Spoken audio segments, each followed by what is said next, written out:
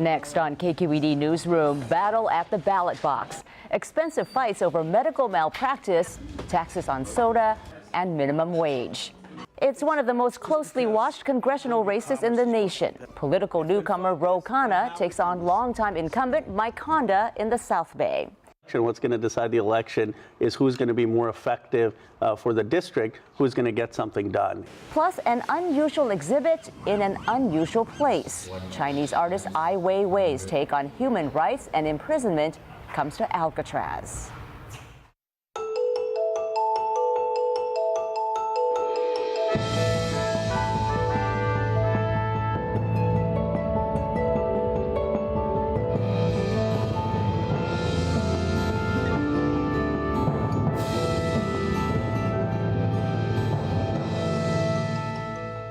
Good evening and welcome to KQED Newsroom. I'm Thuy Vu. Scott Schaefer is off tonight. As part of our California Election Watch 2014, we're focusing on some high-profile local ballot measures and state propositions. In November, voters in some Bay Area cities will decide whether to tax soda and raise the minimum wage. On the state ballot, Proposition 45 could determine how health insurance rates are set. Prop 46 would raise the ceiling on damages in medical malpractice suits. Joining me now to break it down are Andrew Stelzer, KQED News reporter, Lisa Aliferis, KQED State of Health blog editor, and April Dembosky, KQED News health reporter. April, let's start with the state propositions, beginning with Prop 45. What would that do? Prop 45 would give the state insurance commissioner authority to reject excessive rate increases for health insurance. And so right now, the commissioner doesn't have the ability to do that. He mainly regulates property insurance, home insurance, auto insurance. And so this proposition would give him the power to, if health insurers want to raise rates to a point that he thinks is going to be too much for consumers, he wants to be able to say no. And there's some controversy over this. What are critics saying about this, and who are they? Well, this has really erupted into a kind of war over who gets to oversee health insurance. The original idea for this proposition, they wanted to put it on the ballot 2 years ago. And what's happened in the meantime is that the Federal Affordable Care Act has been passed, and Covered California, the state agency, came into being to implement the Affordable Care Act in California. They're the main agency that's pretty concerned about this because they have their own power to negotiate rates with health insurers. And they're afraid that if this proposition passes, it's going to compromise their ability to do that. And one of the big problems with that would be that Covered California needs to set rates or negotiate rates in advance of the open enrollment when consumers sign up for insurance. And the federal subsidies that consumers can get are set according to the second lowest rate silver tier plan. So there is this possibility, although people I've talked to say it's a slim possibility, but there's a possibility we would not know the rates going into open enrollment, and we would not know those subsidies in advance. Let's talk also about Proposition 46. That has three parts. It's rather complex. It's very complex, and under the California system, each proposition has to be one topic, and so the proponents have put this under the umbrella of patient safety. The proponent is Bob Pack, and it actually, the proposition was inspired by a very sad story. Bob Pack's children, Troy and Alana, they were 10 and 7, were out for a walk with their mother in Danville. And a driver who was under the influence of prescription narcotics veered off the road and hit and killed the two children. Very, very sad story. And so what Bob Pack wants to do, he quit his job in tech. He set out to build a database for the state that would house all of these prescriptions for narcotics. And so Proposition 46, the first part of it, would require doctors to check the database before prescribing a narcotic to a new patient. The other part of it that really made Bob Pack upset was that he wanted to sue the doctors after this happened who had prescribed these drugs, and he couldn't. He went to several lawyers, and they all turned him down. They said the problem is there's a cap in California on damages for pain and suffering. The limit is $250,000, not cost effective for us. We're not going to take your case. And so Bob Pack wants to change that too. He said it should at least, that rate was set in 1975. It should be at least brought up to the level for inflation. He wants it to be 1.1 million. And then the third element is random drug testing for doctors. Random drug testing of doctors. So this wasn't part of the original plan, but it did get added as the committee considered. It polled very well with voters, and so they thought that might be a good way to kind of attract attention to it. And so basically their argument around that is, you know, so many other professionals in safety sensitive positions already have to do this, pilots, bus drivers, you know, why shouldn't doctors have to do it? So they want to implement random drug testing of doctors, and also within 12 hours after some kind of adverse event, if somebody dies at the hospital or if there's some kind of serious injury, they want to bring the doctors back, see if they may have been under the influence. So earlier this summer, both propositions polled very well, 45 and 46, but within the past 2 months, both have suffered double-digit declines. What happened? That's right.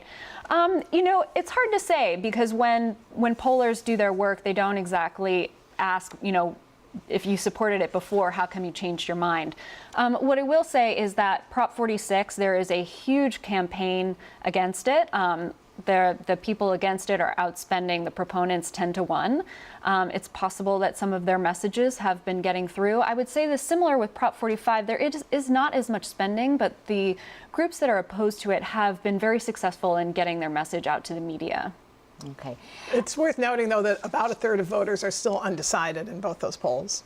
Okay. So this is why we're doing this, to get the message out there and let people be informed and make up their minds. I want to also turn to a couple of local measures now that also have to do with health issues. And Lisa, soda tax is on the ballot in Berkeley and San Francisco. What would these measures do, and how would the money be used? So they're very similar, and they have distinct differences. In San Francisco, it would be 2 cents an ounce on any sugar-sweetened beverage. It's not just soda. In Berkeley, it's only 1 penny per ounce. In San Francisco, the money would be earmarked specifically to be spent on health programs, children's health programs.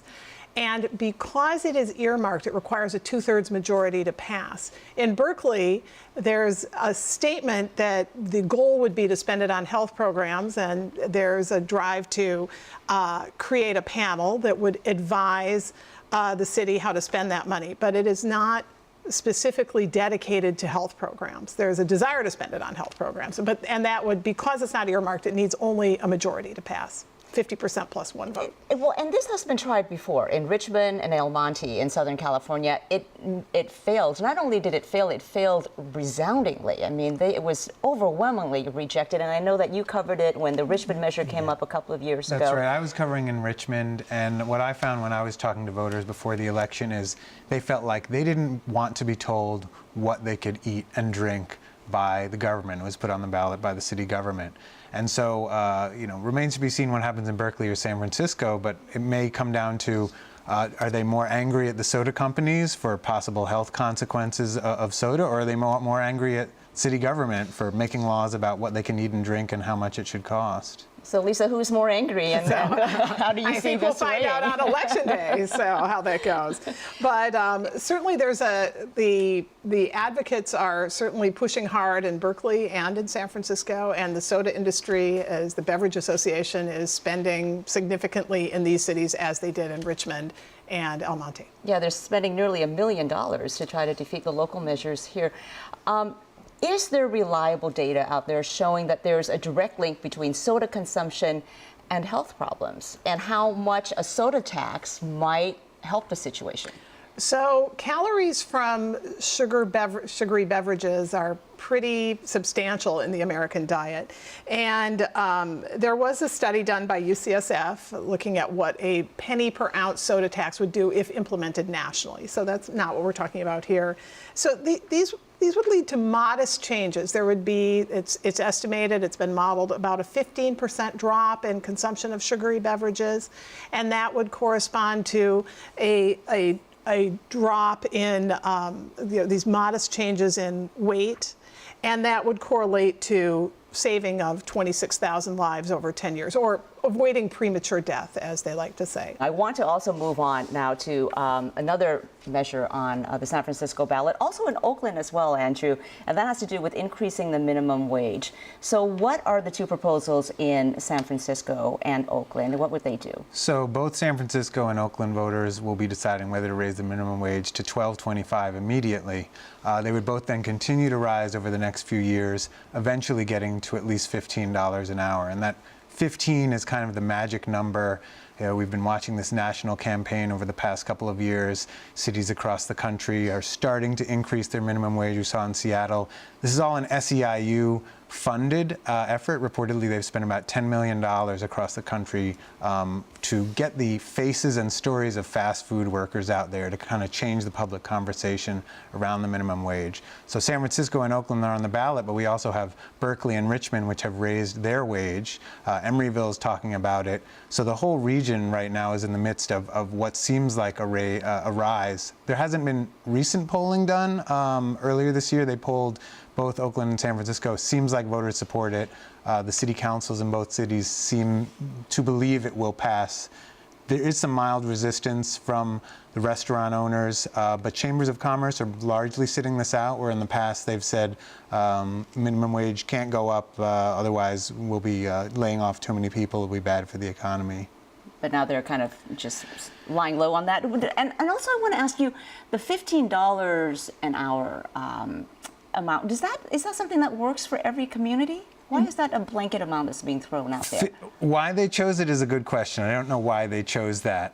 Whether it works for everyone, I don't think it probably would. I talked to some economists at UC Berkeley who say this piecemeal approach, which is being criticized by some opponents of saying, oh, we shouldn't just be doing this city by city, we need to do it at a state level, and four other states actually have minimum wage increases on their ballots.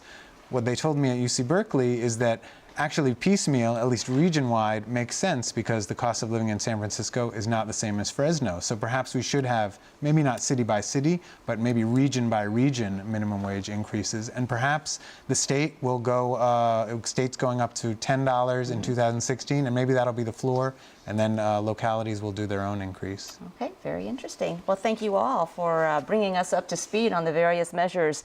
Lisa Aliferis, Andrew Stelzer, and April Dembosky. And you will find extensive election coverage at kqednews.org. And continuing our election coverage now, we turn to Silicon Valley, where Ro Khanna is challenging 7-term incumbent Mike Honda in the 17th Congressional District. Both candidates are Democrats. The race has attracted political interest nationwide, a battle pitting the old guard against the new. Honda has been a reliable vote for civil rights and labor causes. He has the support of the Democratic Party establishment. Governor Brown and Congresswoman Nancy Pelosi have endorsed him. Khanna is a lawyer, Stanford professor, and former trade official under President Obama. He's a big booster of technology and counts some of Silicon Valley's tech leaders among his supporters, including Facebook's Sheryl Sandberg and Google's Eric Schmidt. Khanna sat down earlier with KQED Silicon Valley reporter Rachel Myrow to discuss what sets him apart from Honda. Ro Khanna, welcome to Newsroom. Thank you for having me on. You are an accomplished individual, an intellectual property lawyer, an economics lecturer at Stanford. Why do you want to get into politics? Well, I've had an interest from a young age. I was born in Philadelphia, but my grandfather, Amarnath Vidyalankar, spent 4 years in jail during Gandhi's independence movement. And when I was young, he would tell stories about his time there, and it gave me an interest in human rights and a belief that politics could make a real difference in people's lives and countries and shape things. Much as the Mike Honda campaign has tried to paint you as more conservative than he is, you really are both progressive Democrats with very similar positions on a number of policy issues. Why should voters essentially dump a 7-term incumbent with seniority on many congressional committees to go for a newbie? Well, it's, as the Mercury News said, Congressman Honda, they called him irrelevant on the policy issues, and it's because of the effectiveness. If you look at the congressman's record, in 14 years, he's passed only one bill, the renaming of a post office. He's now no longer showing up and missing votes. And that's why the Mercury News, San Francisco Chronicle have called for change. And it's because he hasn't been willing to ever get a Republican co-sponsor, hasn't been willing to build coalitions. And I think it's time for more effective, pragmatic leadership. And that's why many of the papers and folks have been calling for change. Well, let's break apart that answer now. First, the endorsements. As you mentioned, you have the San Francisco Chronicle and the San Jose Mercury News enthusiastically endorsing you and reminding voters again by republishing editorial. They're trying hard. They're trying hard. They're supporting you. And yet, Mike Honda has the Democratic Party establishment all the way up to President Barack Obama supporting him, and not just in terms of endorsements, but helping to fundraise for his effort. Does it worry you that you're going up against your own party establishment? Actually, I don't think the president has ever fundraised for him, but he certainly has the endorsement. But we have a lot of Democrats supporting us, too. Gavin Newsom, Steve Wesley, a lot of mayors. And ultimately, endorsements aren't going to decide the election. What's going to decide the election is who's going to be more effective for the district, who's going to get something done. And when I've been campaigning across the district, people feel like there's a frustration with Congress. You know, Congress, the turnover rate in Congress, 4%, is less than European nobility. And these weren't ever designed to be lifetime estates. And folks want more pragmatic leadership of people who are going to actually get something done. And that's why I think we're going to win the election. Just like Seth Moulton beat a longtime incumbent in Massachusetts, I think you're going to see 50 to 100 new folks get elected this cycle. Gridlock has certainly been the #1 headline out of Washington, D.C.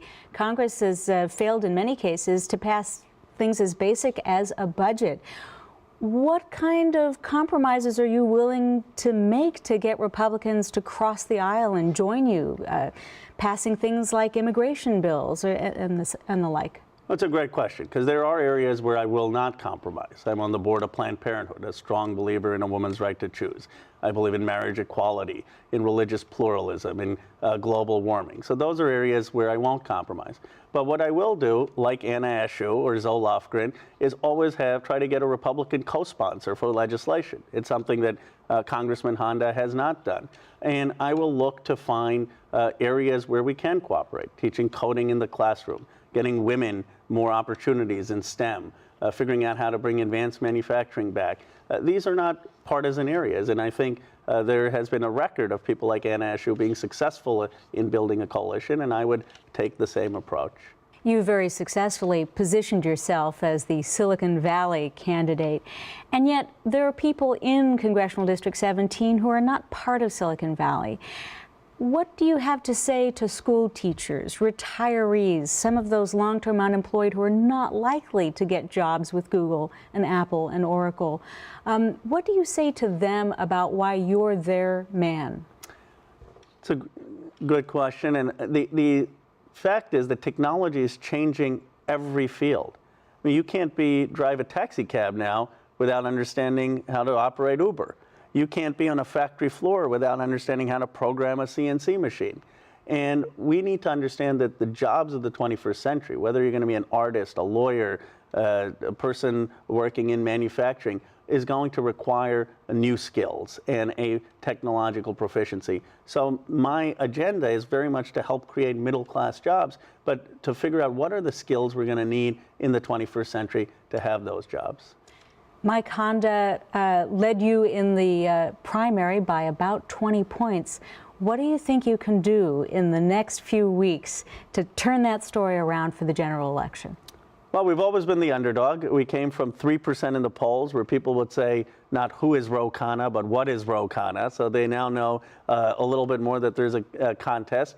And I think people are going to tune in. The debate that KQED is sponsoring on October 6th with NBC is going to be, I think, critical to have folks assess the differences. And ultimately, when people look at the congressman's record and the effectiveness, and they see who's going to bring change, who's going to get the job done, who's going to understand the economy, I'm confident that we're going to prevail.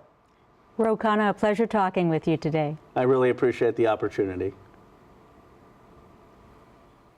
Artist and human rights activist Ai Weiwei's exhibition At Large debuts this weekend on Alcatraz Island. The Chinese dissident has been a relentless critic of his own government, especially after shoddy school construction was blamed for killing thousands of children in the 2008 Sichuan earthquake. Some experts in the art world are calling the show unprecedented, the hottest ticket of the year. KQED's Mina Kim goes behind the scenes to explore the show's medium and message. So much about this exhibit is different, beginning with how you get there, by ferry to an island in the middle of San Francisco Bay. Most of these passengers are going to tour the legendary former prison, Alcatraz. Within its crumbling walls, they may stumble upon 7 new works by superstar artist and Chinese dissident Ai Weiwei. We came to see the process of installing one of the exhibits. And this exhibit with the kites will take up an entire space? Entire space, yes. There are more than 100 kites that comprise the body of the dragon. Exhibit curator Cheryl Haynes dreamed up the idea of bringing Ai's art to Alcatraz 3 years ago. The artist had just been released from an 81-day detention by Chinese authorities for alleged tax evasion. Ai's supporters say it was more about suppressing his relentless criticism of China's government. I mean, really one of the baseline concepts of this exhibition is what is freedom. And as you walk through the various works, you will get a sense that this is a very central theme, very important idea that he is addressing here. Ai has been unable to leave China since 2011 after authorities confiscated his passport. Finding freedom within constraints is a worthy challenge, Ai said from his Beijing studio. Still, his inability to leave the country is hard. For an artist to be unable to see the venue and to be unable to interact with the audience, if I had to imagine the toughest restriction on an exhibition, that would be it. Ai Weiwei conveys his situation in this giant dragon kite, installed inside a building where prisoners once laundered uniforms for the army. It will be suspended above the viewer, it will be flying, it will be free, but it's also restricted within the building. So there's this really interesting conversation between control and freedom. But what does it mean to be in prison? What is a prison? Howard Levitt is Vice President of Special Projects for the National Park Service. For most visitors to Alcatraz, this is probably the only prison they're ever going to be close to. And so what thoughts are evoked when they come to a prison? And we felt that the Ai Weiwei exhibition would be an opportunity for visitors to explore those thoughts a little bit. The Park Service had to seek clearance from the U.S. State Department to host one of the most vocal critics of China's government on federal land. This is by far the biggest exhibition we've ever mounted on Alcatraz. The challenges of bringing the works to Alcatraz only add to the intrigue. The entire island is a historical site without a power grid or a fresh water source.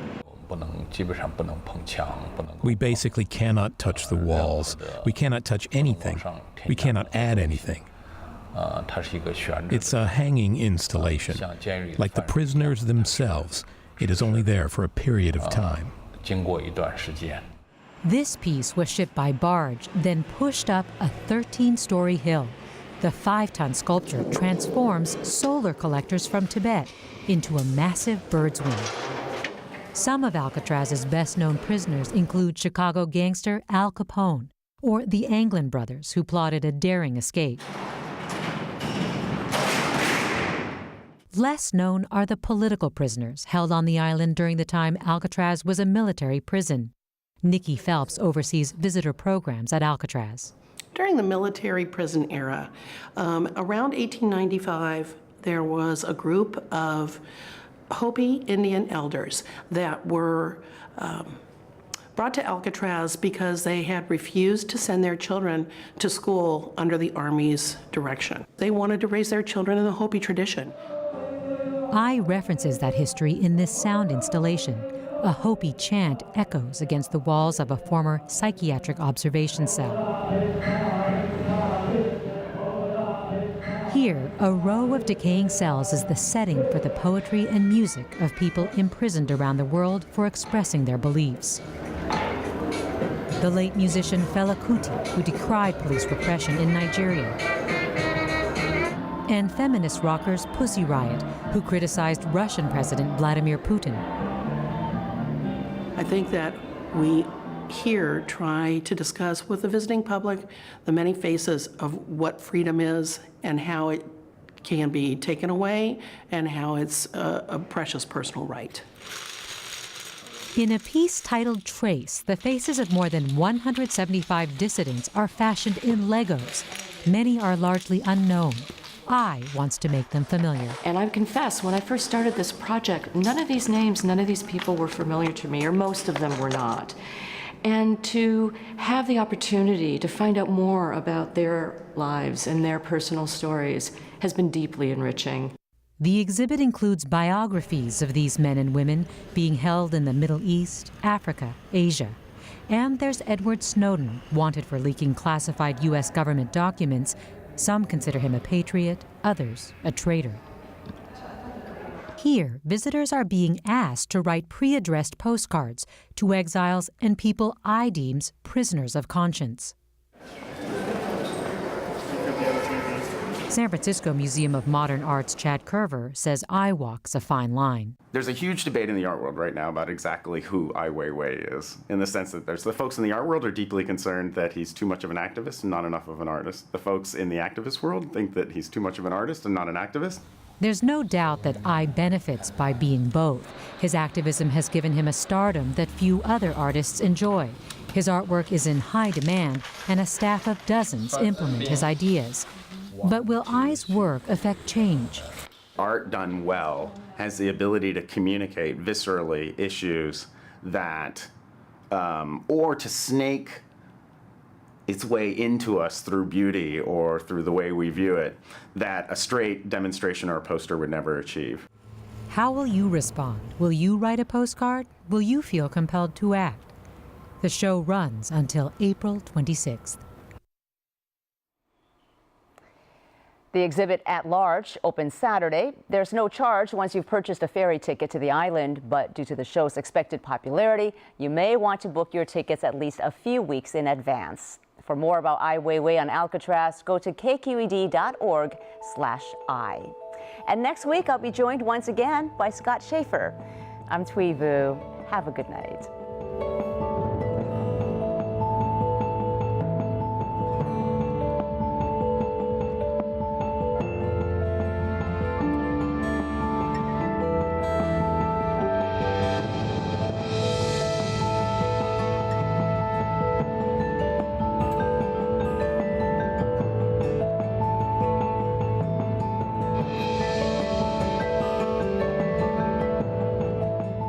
Funding for KQED Arts is provided by the William and Flora Hewlett Foundation, helping people build measurably better lives, and the California Arts Council, a state agency, advancing California through the arts and creativity.